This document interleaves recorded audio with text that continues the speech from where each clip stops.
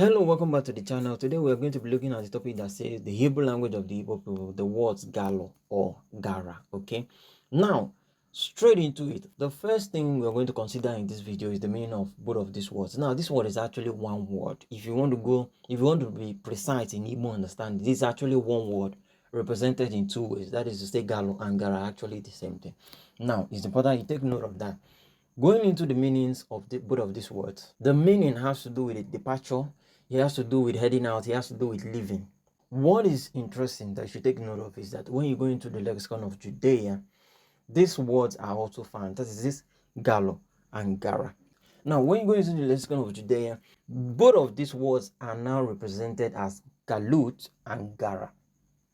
Now, an obvious observation here is that the words, the representations or renderings of this word are actually very close, if not entirely the same thing. You have Galu on one side and Galut on the other side.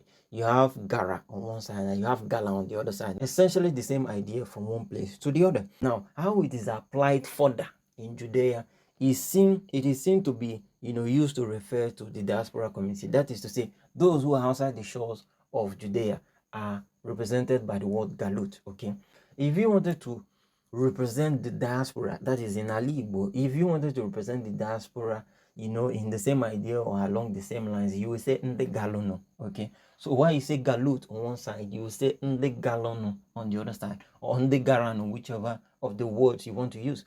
So that is diaspora. Okay, now on the side of Judea also, it is also used to refer to historical exiles of the people. Now, if you go into the history of the Hebrew people have had to suffer a lot of exiles in their history. So this exile is actually a forceful departure.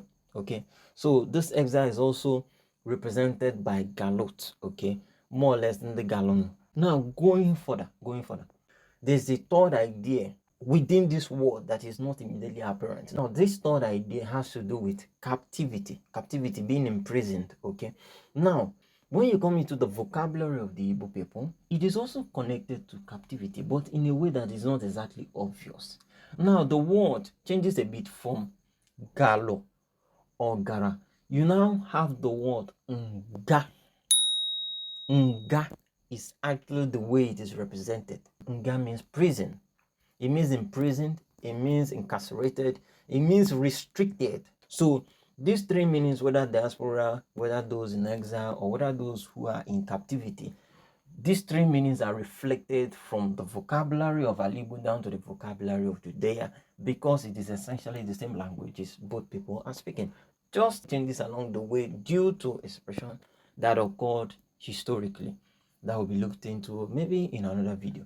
So this is the idea that is going to be passed in this video. It's good that you look into some of these things by yourself. You investigate and see if what you've been told here is actually correct. This is how our language has developed as Igbo people. These are the connections found within the language, and this is how the language is also reflected very similarly in the vocabulary of Judea. Okay, so this is where we're going to stop for today. We're going to be seeing other ideas in other videos. If you've watched up to this point, thank you very much for staying with me, and I'll see you on another video. Thank you. Bye.